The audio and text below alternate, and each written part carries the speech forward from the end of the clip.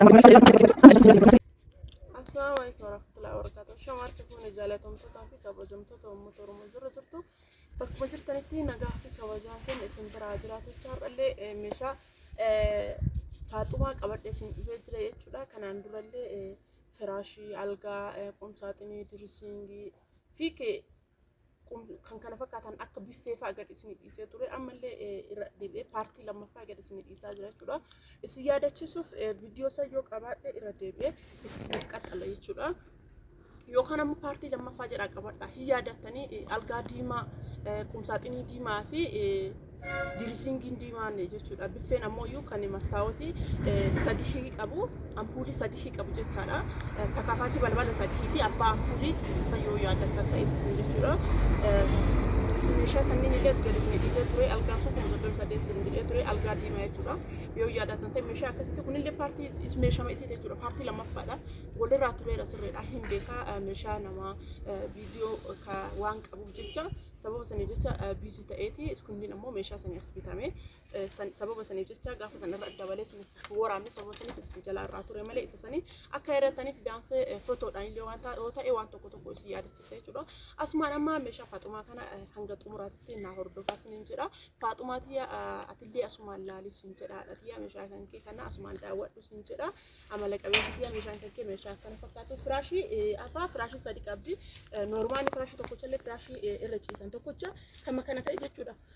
Isa sanillee hin qabdi jechuudha.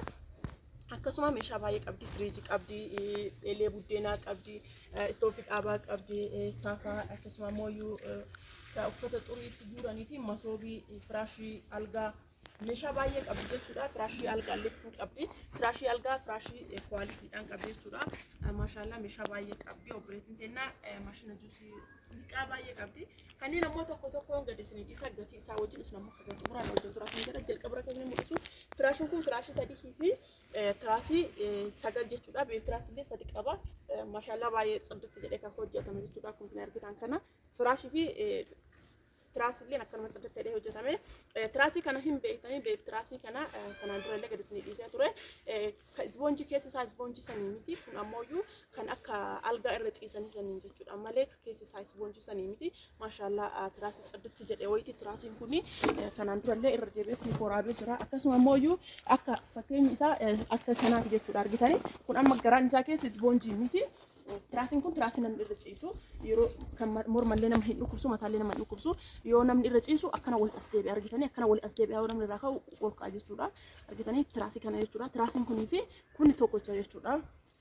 Ispoonjiidhaan miti kwaalitiidha baay'ee kwaalitii kan ta'e saddeet jedhee kwaalitii kan ta'e jechuudha. Isa kana jechuudha maashaallah baay'ee bareedaadha. Ittaasee tiraasiin isii ammoo tiraasii gurguddaa sanniin jechuudha. Tiraasii kanneen malee hin bignu nu hin beekanii tiraasii kana jechuudha. Carqiin diizaayinii isaallee diizaayinii kana maashaallah carqii bareedaadha. Kana gaasii akka usiin jira obboleettiya. Tiraasii sadii qabdi jechuudha. Maashaallah baay'ee bareedaadha. Tiraasiillee kunuuti tiraasii sagal qabdi. Firaashii sadii qabdi jechuudha. Gatiin isa kana jechuudha. Firaashii sadii fi tiraasii sagalii fi tiraasii sadii gatii isaa walirratti dabalee isinitti hima jechuudha. Namoonni bitachuu barbaadan tartiibaan waluma duraa duubaan isin hojjechiifadhaa isiniin jedha. Gatiin isaa birrii 18,000 fi 150 jechuudha. 18,000 fi 150 kun waan meeqattanii firaashiin kun firaashii sadii akkasuma immoo tiraasii carqiin sagalii fi tiraasii sadii jechuudha. 18,000 fi 150 jechuudha. Ittaasee firaashii tokkocha ka daa'imni irra ciisu naa bitinaan jette firaashiin kun kan nama jechuudha. Isuma kana firaashii tokkocha bitee jechuudha. Firaashiin carqii kan hojjennu binni kun jechuudha. Isa kana maashaallah firaashii baay'ee kwaalitiidha. Duuba sanarra jira isin mul'isaa turre firaashii kwaalitiidhaa fi firaashii bareedaadha jechuudha. Firaashii kana firaashiin ispoonjii firaashii carqii kana isin hojjechiifnu kun nama hundaafuu kan hojjechiifna. Inni kun baay'ee kwaalitiidha. Boondii diimiti garuu boondii taanee akka ispoonjiitti jechuudha. Kwaalitiidha. Babarruu boora sanii isa san akkasumayyuu dogongorre guyyaa takka illee nam tokko hojjechiifnu hin beeknu. Warroonni gatanitti fayyadamtan jechuun illee hin beekanii isa kanaa jechuudha. Inni kun kwaalitiidha hin beektanii. Maashaallah firaashii kwalitii kan ta'e firaashii kanneen jechuudha. Boondii ta'anii jechuudha isa kana. Inni kun fireen takkaatiin birrii 2,000 yeroo isin binnuufsan 2,200 binnee fi viidiyoo isa isin yaadattanii hanga bitame meeshaan isin turee jira yeroo san birrii 2,200 binnee jechuudha. maashaallah dhaan itti aansee rakabooti diimlaayitii kana rakabooti kino guddaadha kana kana maraaf binnu jechuudha garan isaa keessillee diimlaayitiidha maashaallah akka taane hojii isaallee kinooti rakabooti cidditti jedhee fi maashaallah diizaayinii isaa hedduu bareedaa ta'e jechuudha waa baay'ee qaba saarvisii garaa keessa hafeera mana hafee jira isinitti mul'isa saarvisii kan duubni isaa mastaawutii qaba maandajaa qaba kan hixaanaa qaba meeshaa hunda qaba cufamee tokkotti manatti dhajadhee tureeyyuu kino amma immoo dhufee saarvisiin isaa kan isiniin jedhee jira kino saarvisiin isaa mastaawutiidha jechuudha saarvisiin isaa mastaawutiidha namni hundinuu muyyuu maal jaalataa kanneen keessattuu saarvisii kana jaalatan namni hundiyyuu namni amma rakabooti kana sirri bitataadhaan baay'inaan maal jaalatanii rakabotiin kun faashinallee mastaawutii isaa kana jaalatan argitanii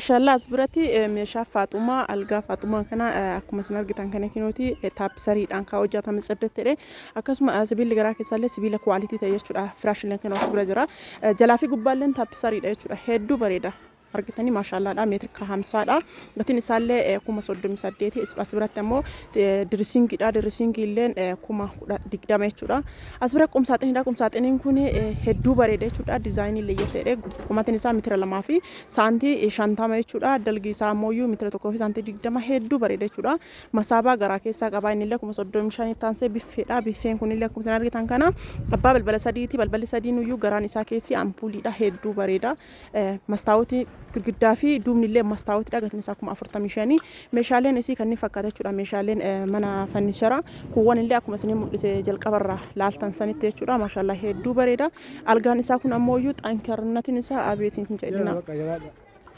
sirni maxxankaarradha originaalii kwaalitiidha jechuudha algaan isaa algaa sibiilli isaa jechuudha sibiila isaa kana nu sibiila zimbiloo osoo hin taane sibiila bajaajirraa bahusantu hojjetama hedduu bareeda meeshaa akkana babbareedu kan yoo jaalattan isinitti tole jechuudha dhuftanii keessaan na dubbisu bicha hedduu bareeda akkuma isin argitan kana qumsaaxiniidha algaadha biffeedha meeshaalee hedduu jechuudha meeshaa mana keessaallee akkasuma dabalatameeti meeshaalee akkana babbareedu kanneen jechuudha yoo jaalattan keessan irraa argamu keessan dubbisuu qofa immideeffin isaa kwalitii namni jahaa ol fuudhee ol seensisuu dadhabee mana kwaalinatti irraa jechuudha qumsaaxinii kana waan isin garramu akkasuma dirisingiin kun illee wombarii garaa keessaa qabdi firaashiin kun illee firaashii kwalitiidha firaashii baay'ee bareedaa ta'ee fi kwalitiidha jechuudha namoonni bitachuu barbaadan dirisingiin kun illee wombarii garaa keessaa qaba masaabaa jaha qaba masaabaan jahanuyyuu tansharaataati irraa kan hojjetame jechuudha argitanii jahanuu tansharaataati irraa hojjetame meeshaa kwalitii ajaa'ibaa jechuudha birri 20 jechuudha dirisingiin kun hedduu bareeda wombarii tokko of jalaa qaba jechuudha kan irra taanii mikaappii dibatanii